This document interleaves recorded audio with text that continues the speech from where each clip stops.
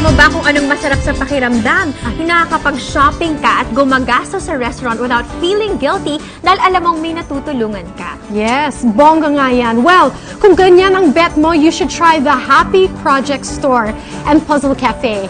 Nag-i-enjoy ka na, nakakatulong ka pa sa advocacy nila in raising awareness about autism. Wow! Kung gusto nyo ma-experience yan, let's all watch this. Hello Mars Camille and Mars Suzy. I am Patrick Martin, the Chief Happiness Officer of the Happy Project, and we are so excited to spread the happiness dito sa the Happy Project Store.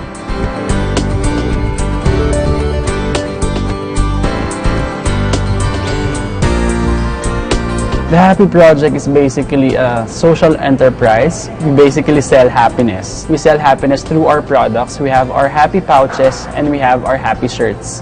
And each pouch and each shirt are designed with words of happiness and positivity, and all of our products are made by persons with disability. So from the production to the people that we have in the store, all of them are persons with disability. I think what inspired us is the fact that ngayon, the world is filled of negativity and pessimism, and parang everyone needs a certain spark of happiness in their daily lives. So that's what we thought of why we wanted to put up the Happy Project. Na parang with our small thoughts that we put in the pouches, with our small designs, it can inspire anyone with just a simple design.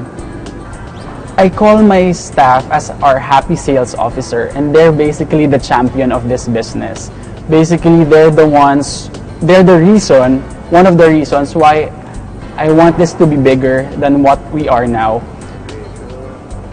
Mga Mars, ito ang tinatawag naming happy pouches, at isa sa mga paborito ko sa kanila ay itong make good things happen. Basically inspires everyone to do good things to others and to themselves.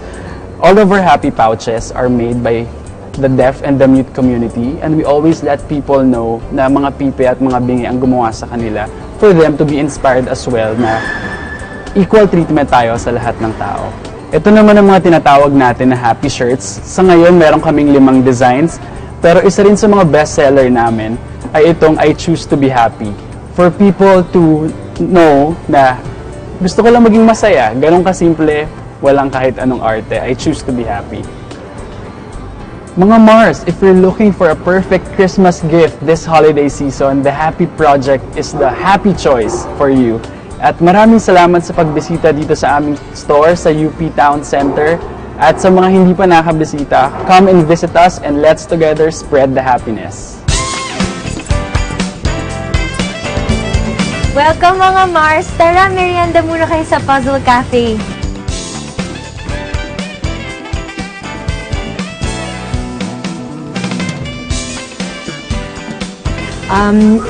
Kaya namin napag-desisyonan as a family, kaya naman namin siya ginustong buksan, was because yung kapatid ko, si Jose, meron siyang autism.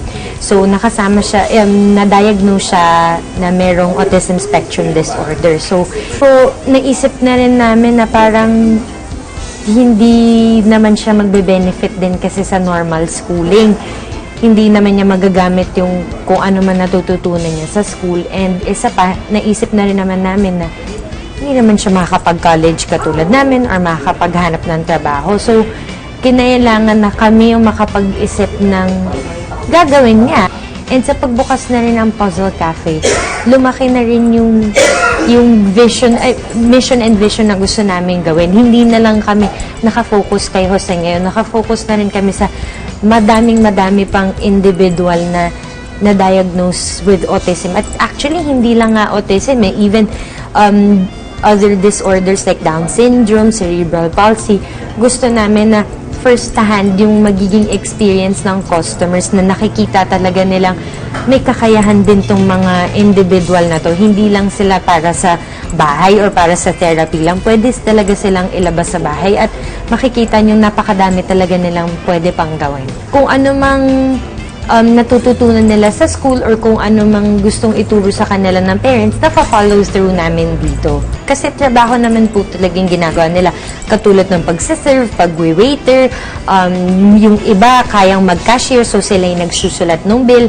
Yung iba naman tumutulong sa paglinis. Yung iba, pag nakita naman namin na inclined talaga sila na mag-work sa kitchen, hinahayaan namin silang maging assistant ng chef. Kasi kung makikita nyo po, when they're working, kailangan constantly may nag-guide pa rin sa kanila. So, katulad ko po, parati lang ako nasa likod nila, ginaguide ko po sila kung paano dapat gawin ng tama yung trabaho nila. So, it's really, it's a long process, pero kailangan lang talaga ng patience. At magiging naman sila very attentive and susunod naman sila sa kung ano mang kailangan nilang gawin. Well, basically, our food is all comfort food. But we try to put a twist to it. Ginagawa po namin kakaiba. Kasi yun po yung gusto naming ma-take away ng customers from here, na ang pagiging iba or pagiging different ay hindi necessarily masama. Different is beautiful. Yun po talaga yung motto namin sa Puzzle Cafe. Okay, Freddy, what's this? Salad. Yes, what kind of salad is this? Chicken. There's chicken. This is the Asian Persuasion. Asian Persuasion. Very good. Thank you, Freddy. So, ito naman yung best seller namin sa salads. It's called Asian Persuasion. So, the overall theme is Asian siya. Meron siya fried noodles, Asian dressing, sesame seeds, nori again, and strips of chicken. Iniimbitahan po namin kayong lahat na bumisita po dito sa Puzzle Cafe.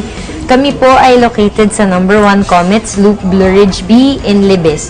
You can also follow us on Facebook and Instagram, Puzzle Cafe PH po. Thank you!